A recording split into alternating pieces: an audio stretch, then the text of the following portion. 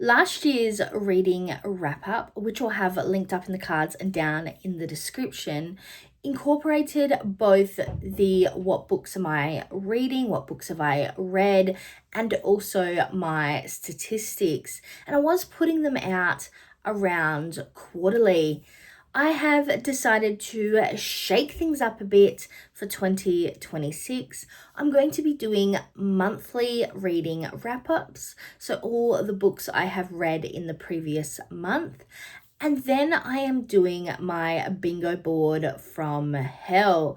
I'll have that series linked up in the cards and down in the description. And that is where I'm going to be doing my yearly goals, my statistics, and they're going to be coming out a few times a year as well, around quarterly. But for January, I did read 3 books, so let's discuss.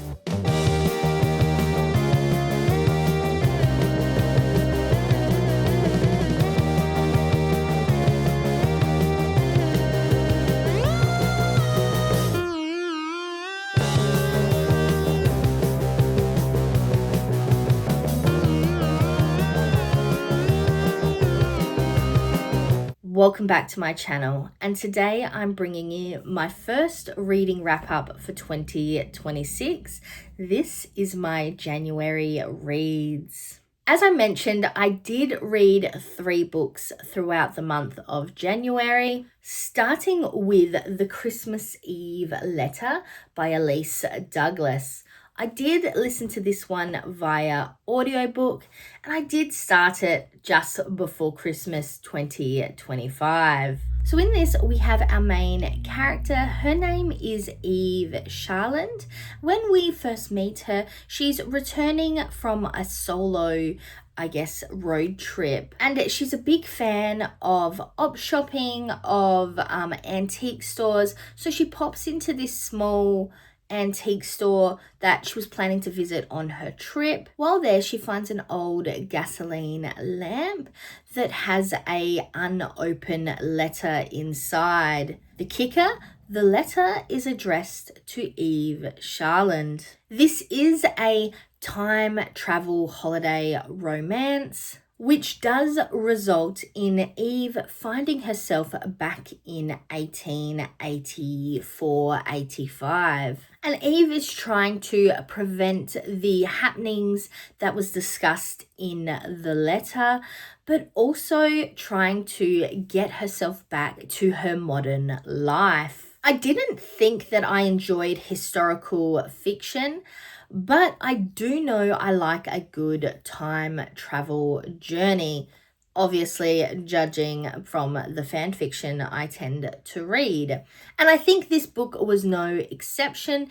It is a romance, but the romance for the main character is very secondary to the plot of trying to reignite or reconnect lost loves, the journey that Eve is on. And it is a very soft romance. So if you're looking for some spicy historical fiction, this would not be the book for you. It seems to touch a lot more on women's rights and people's place within the world, but also trying to reconnect love, especially when you're dealing with class differences. So you've got someone who is rather rich and from that side of town, and then someone who is very poor.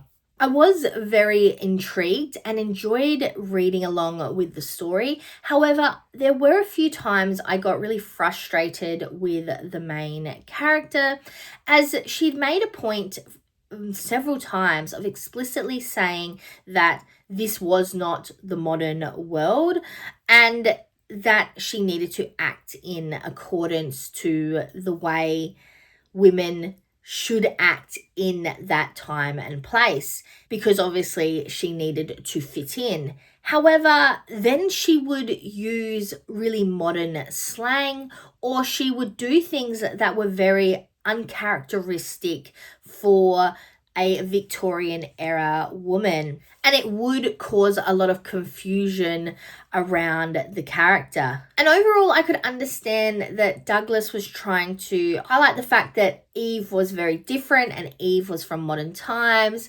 and things that were not allowed by women back then are very different to now. I understood the subplot that was taking place, but I think they were too large. The differences were not subtle in any way. I guess as an example, I could understand her ordering a beer while out to dinner and how that was a little bit risque for the time, but was maybe not completely unheard of. But then some of the languages that she used was very unheard of and caused quite a lot of unrest. And I think considering she'd spoken a lot previously about her use of language and trying to use language that would better fit the time, specifically in reference to Jane Austen, though that wasn't the era that she was in, which she spoke about, I found it disconcerting and I guess a little bit breakish from the story when she would seem to throw a blind eye to the situation and drop terms or comments that really was weird and didn't make sense. She'd even made a comment to one of the maids about having a selfie taken in front of this specific building. That was very unnecessary, and I don't think it was just a slip of the tongue. It was something that you genuinely had to think about and say in that situation. So those interactions really did frustrate me throughout the book. But outside of that, I enjoyed the flow, I enjoyed the character development, the relationship development, and I did like how it concluded at the end of the book. This is part of a series, and I am going to be continuing with the series. Then I read Mandela and the General. This is by John Carlin. And you might remember this book was on my January TBR, and I will have that video linked up in the cards and down in the description. But this is a graphic novel that talks on the structural movement that Mandela led in the 90s and the relationship and I guess developments between Mandela and the General Constant Viljour. I think that's how you say it. I've probably said that very incorrectly, so I am going to put the name down here as well.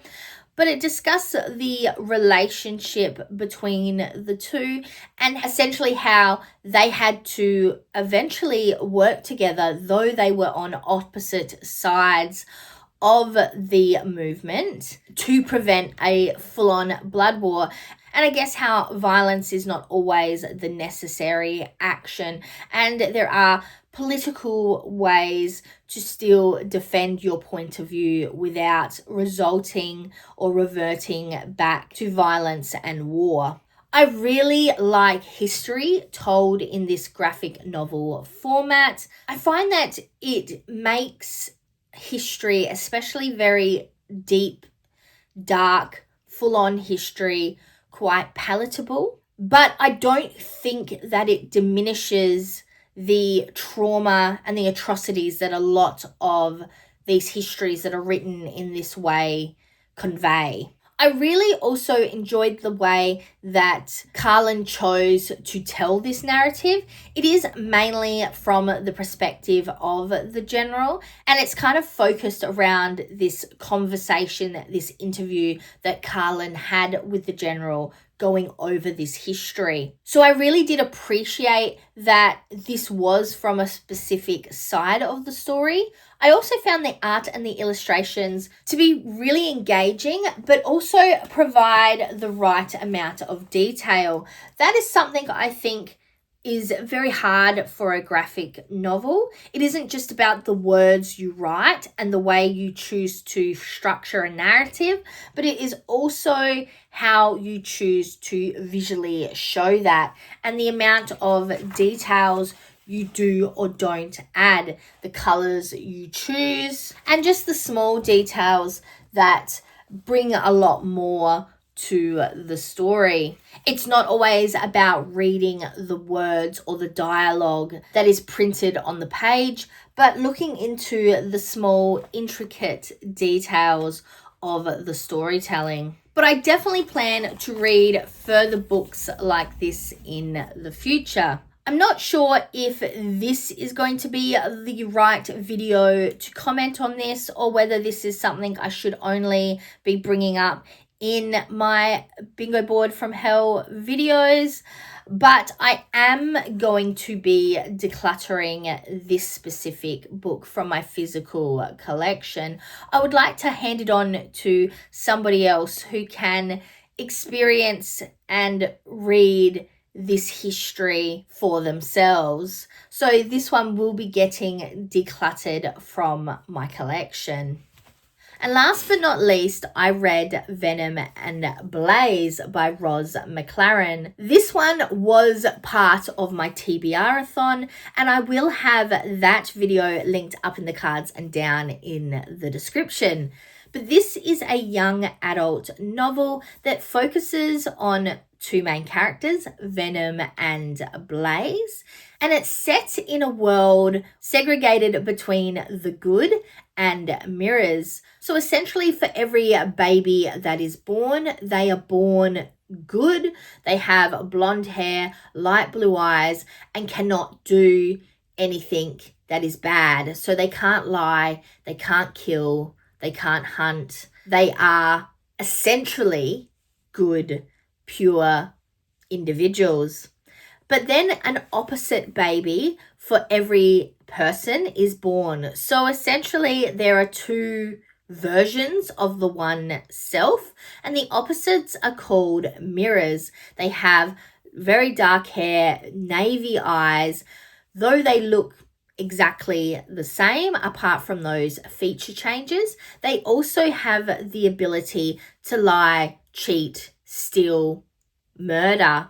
So these babies are seen as a threat. So they are shipped off to a place they refer to as Mirror Island to basically be raised by other mirrors. Because if one of the two babes is dispatched, then the other one also dies. Which I always find a really interesting concept. The idea that your life is also in the hands of another. But at the beginning of this story, the King Viper, he steals away 5 mirror babies and locks them down in his dungeon to essentially see if he can reform them. Though it does appear that he really forgets about these kids and lets them grow up in this dungeon. And our main story takes place when the kids are around 17,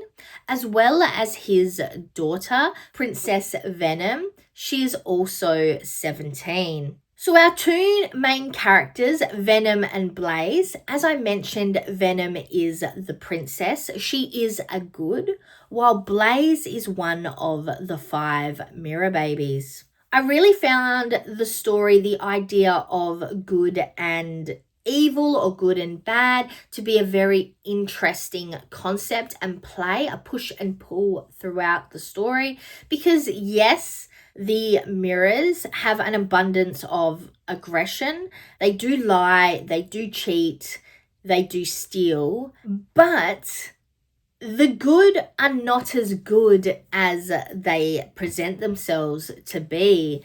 They dodge the system where they can so that they can do essentially bad things. This story does focus on the romance between Venom and Blaze, but it also is very much a political play. There is a lot of politics happening in the background between King Viper, Also, another character, another good, a lawman named Thorn, and his relationship with Venom, and Venom herself, her want to rise to be queen, but also her very interesting relationship with spiders. I really did enjoy the almost uncharacteristic, unstereotypical is probably the term, considering the mirror versus good balance that was playing out between the two characters. But I did enjoy that unstereotypical